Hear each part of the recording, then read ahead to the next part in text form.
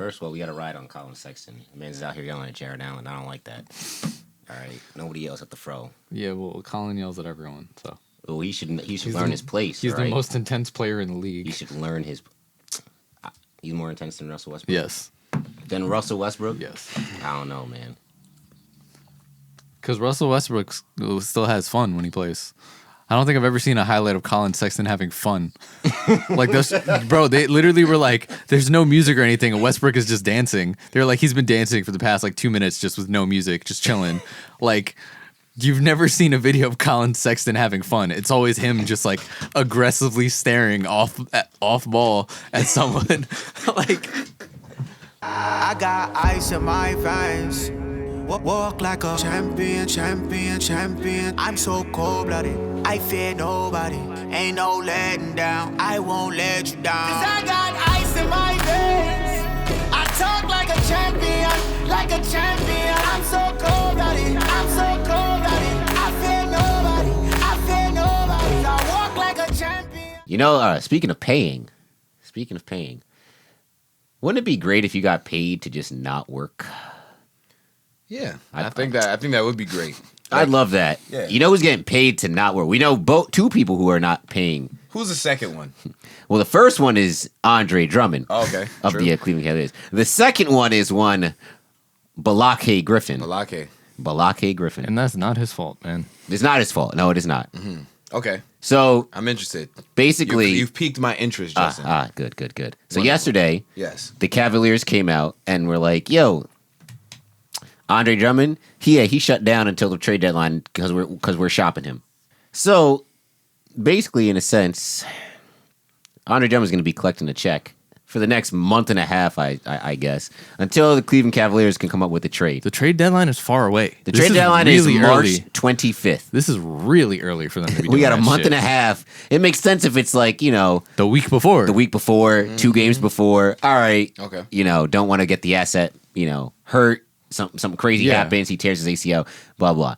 Makes sense. Then, 2 hours later, the Pistons are like, yeah, we're going to shut down Blake Griffin because just to see what his future with the team is going to be like. To decide what we want to do. Which kind of is weird to me because that means there's still a possibility he could still come back and play for them because future is just really wide open. But I don't know. It was just weird. And then Draymond Green after their game against, ironically, the Cleveland Cavaliers. That's probably why he spoke out. Yeah.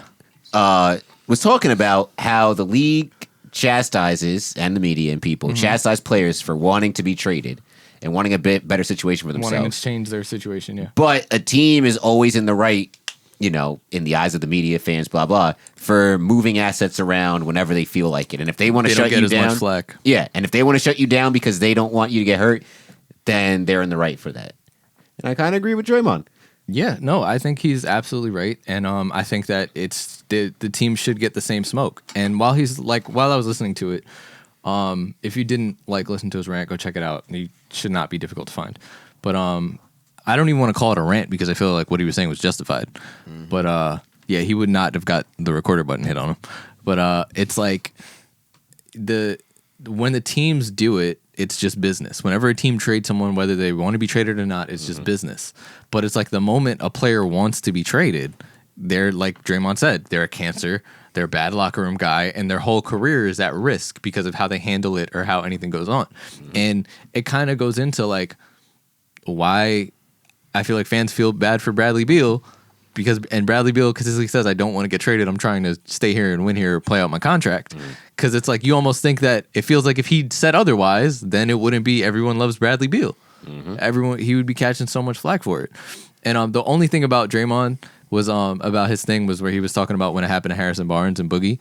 It's definitely wrong how it was handled. The Boogie thing was different because he wanted to go. His relationship with the Kings has been toxic. But him finding out during an interview, that is wild. The Harrison Barnes thing, he knew he was most likely going to be traded before the game and still wanted to play. Yeah. So that was different. And he wanted to play and he wanted to stay on the bench when they pulled him. He wanted to do that because he had a good relationship with the team. So that's a little bit different. But everything he said was valid. And Draymond just be talking sometimes. But this was not one of those times. Okay, so here's the thing. Draymond do be talking sometimes. All right, I just feel like he was not fully aware of everything that was precipitating around this. Like, all right, yes.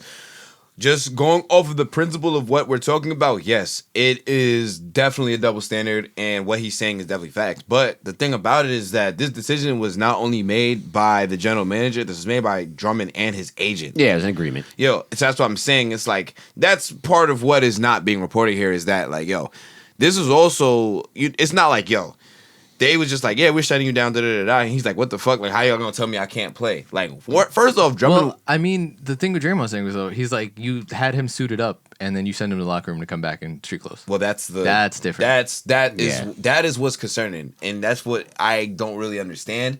But at the same time, it's like, if you know that you're gonna do this, like, you should not be doing shit like that. But at the same time, it's like, all right, this is also an agreement that, you know, his agent and him kind of came to. But at the same time, it's like, I get the whole, you know, kind of what Justin's saying about not getting hurt. But shit, you can get hurt doing anything. You can get hurt tomorrow. But the only unrealistic thing about it is that you expect these guys to stay in shape for the next month and a half while you're waiting to trade them. But that's what Draymond said. He's like, we're held accountable to stay in shape and do all this shit and be professional the entire time. Right. That's kind of the unfortunate part about it. But I mean, the other caveat is that, yes, you're getting paid to do nothing. Like, I mean, yeah, that's the reality of it. Whoop de fucking do. But at the same time, it's like, it just doesn't really sit well with me. I'm very much like an old head when it comes to like players sitting in general. But for the fact that it's because you're a Knicks fan. Yeah, you deal with Eddie Curry. You know, oh my god. And talk about load management. He is one of the founding fathers of load management. But anyways. Yeah, it just doesn't really sit right with me that organizations could basically just tell players, all right, well, you can't play, but we're still going to pay you to not play. Like, it's just, it's still like, it's a very backwards thing to be like. But I keep the same energy on both ends. Like, I didn't like how James Harden made his exit out of Houston, even though he was trying to get the fuck up out of there. You know what I'm saying? And one would say that was the only way he could have. Right. If he didn't do and act how he did, he probably would still be on the Hot Rockets right now. He might be in a situation like Drummond right now. Right. Yep. But that's what I'm saying. It's like, I don't like it from that end, but I also don't like it from the organizational end either. So I'm just keeping the same energy when it comes to that. You know, it's not that I don't want players to get what they want, because obviously Drummond probably wants to go. That's why he agreed to sit out. And the same thing with Blake Griffin, who's owed a lot more money, but he definitely wants to play for a contender. And I get that. He never wanted to be traded to the Pistons in the first place. Right. Exactly. And remember that whole him being traded to the Pistons was messed up anyway, because they signed him. The Clippers re-signed him and made this big stink about like, oh yeah, he's gonna be the Clipper for life. You're gonna be here for a while. And they traded him like what, a few weeks later. Yeah. Where's the loyalty? Where's the love? That's you know. So I honestly feel like what you're saying is you're agreeing with Draymond. Yeah. Because he's straight up is just like, yo, keep the same energy for when organizations do it, and why should the players be the only one who gets shit when they have to do something? And that's a fact. I just feel it's just huge. I'm just huge with, you got to hold people accountable, bro. Yeah. Like, I feel that organizations should be held accountable, because I do feel like it's shitty that even though like they agreed to it, like I feel like it should have been agreed to, because these dudes are getting paid millions of dollars to play the game. You know what I'm saying? So like, I don't know. I just don't think that's right. And it's the same thing when players do whatever the fuck they got to do to get out of this situation. But that's also a good point, JT. Like, sometimes they gotta wild out. Sometimes they gotta basically. Yeah, it doesn't make. I don't think anybody will agree that how he handled it was awful. Yeah, like that was the reason why his first game in the Nets he looked a little slim. Well, Black is slimming, so yes, you know, exactly. But yeah, no, like him wilding out, not coming to practices, doing all this other stuff. Saying the team just ain't it. The team just ain't it. He knew that was the only way he was going to be able to get out of there. I feel like that's why it took so long for him to say something about the team, because he was like, "This is the last. This is my trump card. And if I do this, they have to move me." And Andre Drummond's defense, I don't think when he re-signed, right, he put the player option with the Cavs at the beginning of this year. I don't think he envisioned the fact that Jared Allen was going to come to the Cavaliers halfway through the season and then take his spot and his minutes. I also don't think he saw himself finishing the season as a Kev, regardless. Even with the amount of money that he was making? With the player option? With the player option. And he put up good numbers last year too. I think he was out here like, I'm playing to get traded to a contender and then boost my stock even more. So coming this offseason, I'm going to make bank. Because, yeah, he probably would have made bank regardless coming this offseason if he finished the season on the Cavs. But, like we talk about, numbers on bad teams are weighed differently. So and he was putting up numbers this year, too. Yeah, so now, what was it, like 18 and 14? Something like that. So then you take that and you put him on a contender that starts winning or continues winning, has success, and let's say his shit just drops to 17 and 12 or 17 and 11, 16 and 11. He would still most likely get paid more than him averaging the 18 and 13 from the Cavs. So I think I'm increasing my value as much as possible. I think he expected to either get traded or bought out before the end of the season and move, so he's making his money regardless, and then he has an opportunity to win and make even more in the future.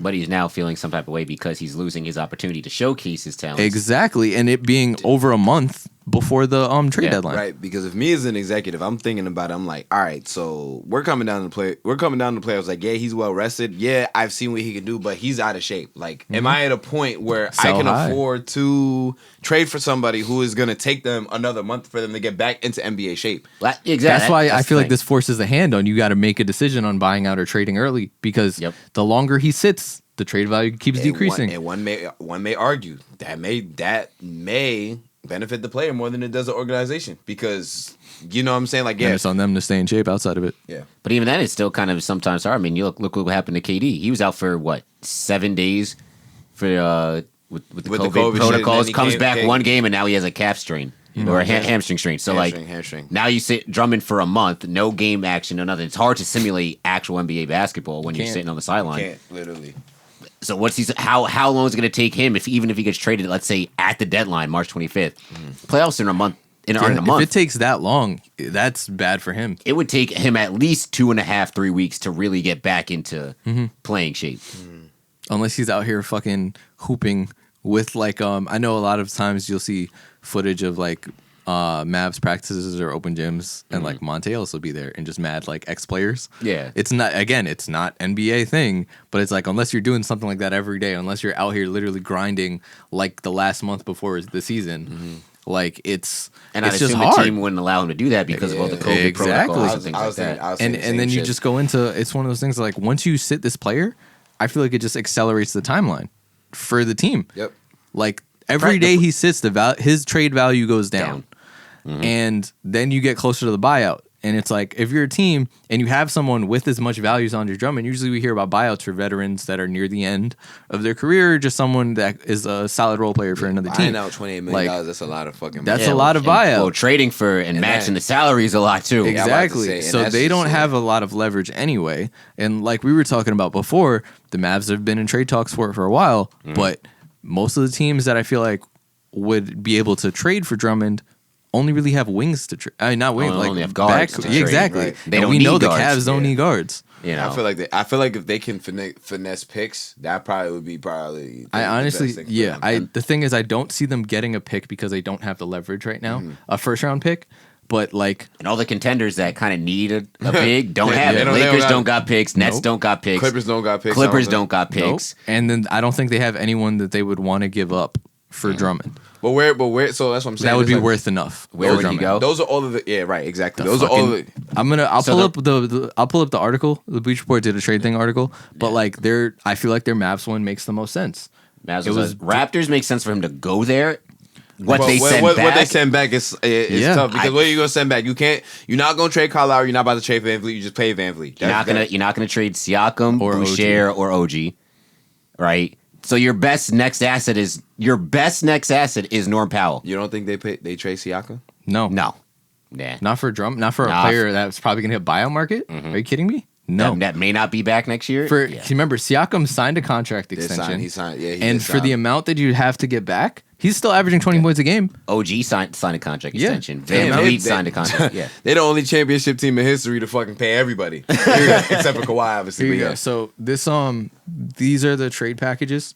This one does sort of make sense. I'm not that big a fan of it, but to the Hornets, Andre Drummond for Malik Monk, Cody Zeller, and Bismack Biyombo.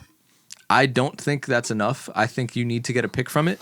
But That's like us trying to trade for Zach LaVine and giving them Kevin Knox, Frank Ntilikina, and Taj Gibson, basically. Yeah, I'm not a big fan of it, but do you part with nothing? And you're getting Yambo is a backup barely. Cody Zeller's a solid backup. He's a starter only because he's on the Hornets, and he's also overpaid though. His contract is fucking nutty. Well, that's the reason why you could offset the contract. For Drummond. Right. Yeah. This is again. I feel like the Mavs trade is one that is valuable for. So it was Andre Drummond for Dwight Powell, James Johnson, and second round picks for 2021 and 22. I feel like that's a solid package. I don't even have a first round pick to give. Yeah. Okay. And then the Knicks. I don't like this. This is a 3-team trade between the Knicks and the Mavs. The Knicks get Drummond and our second round pick for this year. The Mavs get Alec Burks, Frank Ntilikina, and Reggie Bullock. Don't want it. Cavs get Kevin Knox, James Johnson, and our second round pick for 2024. I just don't understand why anybody would want any of these. Like, yeah, I don't. Getting Kevin Knox and James Johnson? Yeah. Ew. Yeah. Like, and Kevin Like Knox, I said, the one good trade in here was the Mavs. Sorry, Bleacher Report always misses with their trades. And then the Spurs one. Andre Drummond for LaMarcus Aldridge and second round pick. No. And then here's the Raptors one, right? Mm-hmm. Drummond for Norman Powell, Aaron Baines, Stanley Johnson, Pat McCall. Oh, whoa, sorry. This was a 3-teamer. Okay. Nuggets and Raptors. Oh, boy. The Raptors get Drummond. Yes. The Nuggets get Norman Powell, Baines, Stanley Johnson, and Pat McCaw. The Cavs get Gary Harris, first round pick from Denver. Like, why would they give up Gary Harris? For Norm Powell? Well, Yeah. Whoa. First of all, that's a big haul. Second off, Gary Harris has been in trade rumors forever because they're not going to want to pay him. Yeah. You only have one guy that could be a rotational piece there. Norman Powell. I guess maybe 2 with Aaron Baines. You don't think Pat McCall could be a solid backup? Whose minutes is he taking on that? That's a deep rotation they got over there. Yeah. Where is he fitting? He's not fitting in anywhere. So I'm saying, so you're at the 2, you're now without Gary Harris, you're upping 'Cause who's playing the 2 for them right now with Gary Harris out? oh my god, what the fuck's his name? You're upping Barton's minutes. Will Barton. Okay. Norman Powell now is that bench person. Michael Porter Jr. come. Yeah. Yeah. And then you have whoever, Stanley Johnson can play whatever. And then that's if. Stanley Johnson is more of a defender anyway, which is something that we know the Nuggets needed after losing Torrey Craig. I'm not sold on that one for the Nuggets. But Gary Harris has been in trade talks with the Nuggets forever. as much as I hate to agree, I probably would agree. Yeah, that the Mavericks is the best would be the best trade. I mean, that's it. You're getting a solid backup. You're getting some wing depth with James Johnson, and you're getting 2 second rounders. I feel like that's you get something. Yeah, I feel like that's the best. Yeah. The only other team I can see that could probably put together a solid package would be the Celtics. But I don't see why. Danny Ainge's not doing nothing. Danny, every single year, everybody's like, "Oh, the Celtics with these picks." Danny Ainge don't do nothing with his picks. I'd be I'll be very surprised. I'll admit when I'm wrong, but Danny Ainge for the past 4 or 5 years since they got all the Nets picks and the Memphis pick and the Sacramento pick has done nothing with them. We talked about it last year about what is the point of having all these assets if you don't use them? Because your team is too good for these picks to really matter that much. You know, somebody put up a good graphic, and it was like, aside from the 2 lottery picks that you hit on, right, Jaylen Brown and Jason Tatum, right? They've missed on a lot of mid-first round, late second rounds. Like, remember, Fab Melo. That was a late second round. That was a late miss. Wow, forgot about Fab Melo. Like Romeo Langford, all these. Like, Grant Williams, I think, has been solid. Isn't the jury still out on Langford? Because he was stupid young when they drafted him anyway? Is it? Because I feel like... And then also it's trying to get minutes in the fucking Celtics rotation. But Marcus Smart was a draft pick. Yeah, but he was supposed to have the backup guard duty on lock. Was he? Yes, because there was no other backup guard after Wanamaker left. Even with Wanamaker, Wanamaker is a solid backup, and he gave solid minutes for the Celtics last year. He gave solid minutes, but even him at the backup too. Because if they had what do you call That's what I'm saying. But how old is Romeo Langford? He was drafted last year, right? Yeah, he's the one out of. He's not the one out of Purdue, right? All right, but wait, hold on. What about Terry Rozier though? Terry Rozier's on the no, but he was a good draft pick. He was a draft pick. Yeah, was he? Oh yeah. Still not with the team though. Not with the team. He lost him for nothing. Yeah, I mean, you don't want to pay him. I mean, I don't really blame him, but Roman Langford got hurt. Oh yeah, He got hurt this season. Did he? Yeah. And Oh, last wow. year was his rookie year. Still a miss. No, this was his rookie year.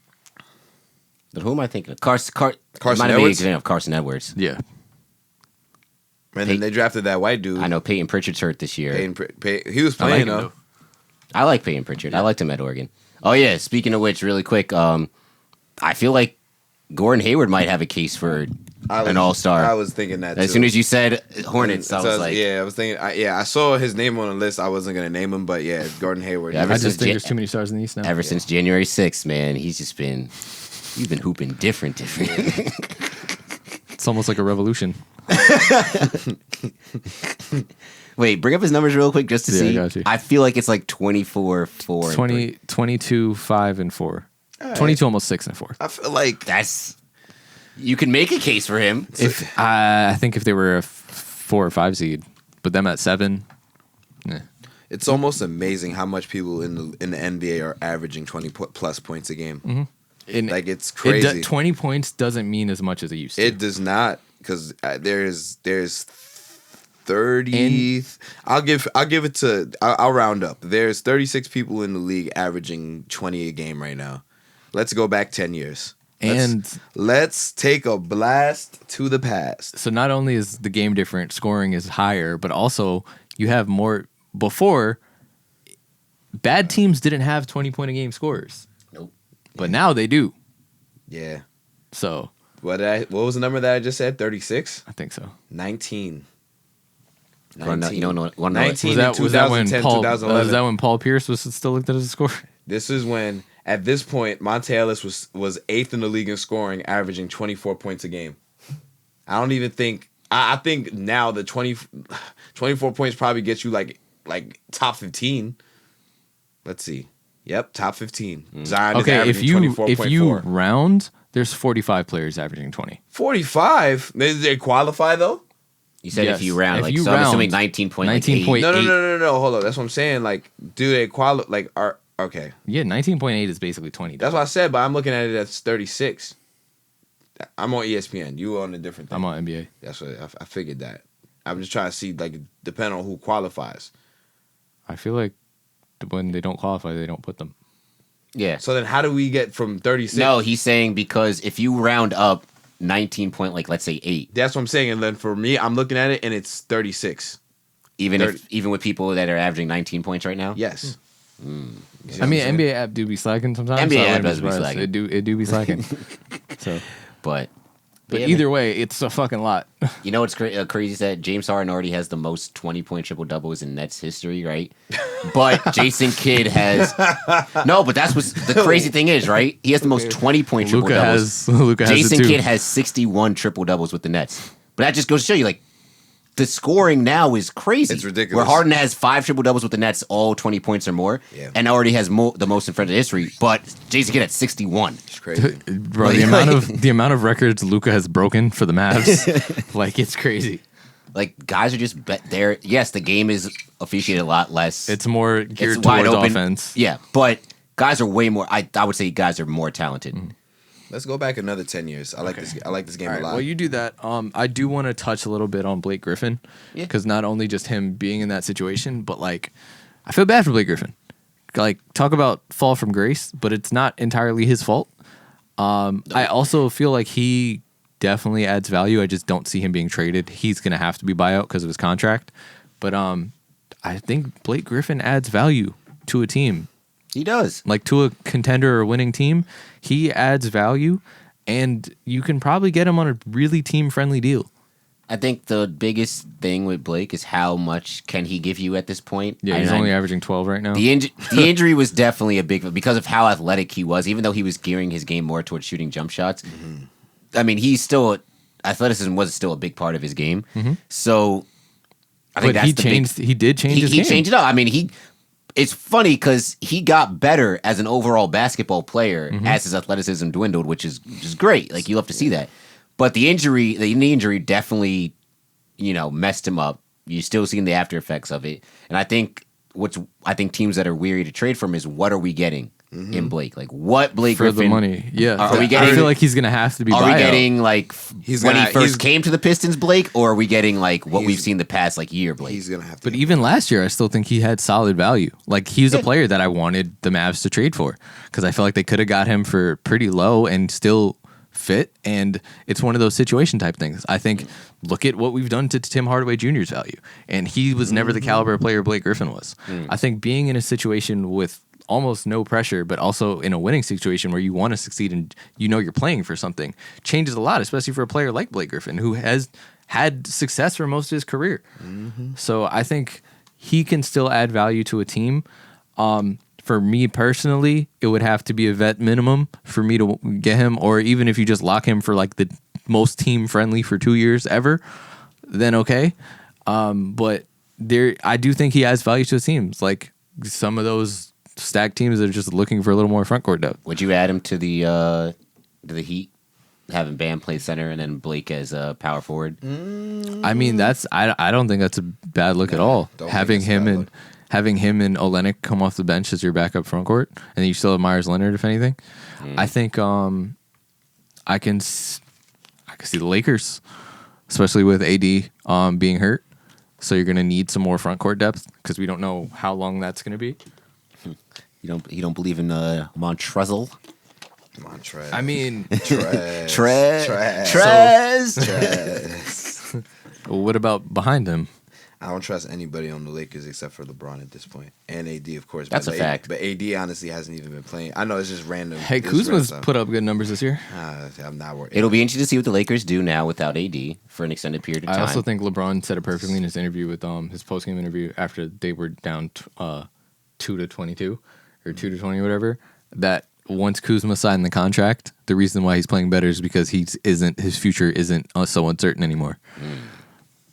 Yeah, those dollar signs definitely make you help. feel more comfortable. They definitely, yeah, man. Listen, job security, it works one of two ways. It's either you get the contract and you start sucking, or you get that shit and you continue to hoop. Yep. Real life. I never really even thought about it like that. Wow, this is crazy. With that is it for episode 77 of the Sarstobi Sports Pod. Thank you guys for listening. It is nice to be back in the studio with you guys. It's wonderful, man. It's great, and Matt being back so we can actually sound nice again. HD. It really makes a difference. Oh, for sure. Dawgin Your Eardrums. Yes. Follow us at Saratobi Sports on Instagram and Twitter. Make sure you go subscribe to the YouTube channel. If you're listening, go watch. If you're watching, go listen. And yeah, if you guys can follow me at Offended Normal on Twitter. And pretty much it. Wait, Guys? if they're watching, why would they go listen if they're already hearing the? I said what I said. Ooh, he said what he said, Okay. though. They're supporting. Just curious. They're supporting. We like We need support. to get those streams. Yep. True. You got Yeah, it. you're right. We need that. Guys. What about my leg, Charlie Murphy? All right. Well, y'all can follow me on the gram, WorldWideWest _11. Yeah, for real, wear a mask. Shit's getting better, but We still in a panoramic. we still in a Panera. Black Lives Matter. Yeah. What he said. We are definitely living in the middle of a Panasonic, so keep wearing that mask. And always remember that you can follow me on the Twitters at J_Thomas_24, and that Nima tells your people too. Also follow us on TikTok. And for next week, we did not forget about you guys. If you guys did see on Instagram, we was asking for some questions and topics that you guys want to hear us talk about. So we are going to do that next week. If you have any more, we'll probably make another post to keep it coming, or just hit any of us up on Instagram if there is any more topics. But we didn't forget about you guys. I was just deceased. So we are going to get back to it. And we will catch y'all next week. On the third week, he rose again. I got ice in my veins. Walk like a champion. I'm so cold-blooded, I fear nobody. Ain't no letting down, I won't let you down. 'Cause I got ice in my veins. I talk like a champion, like a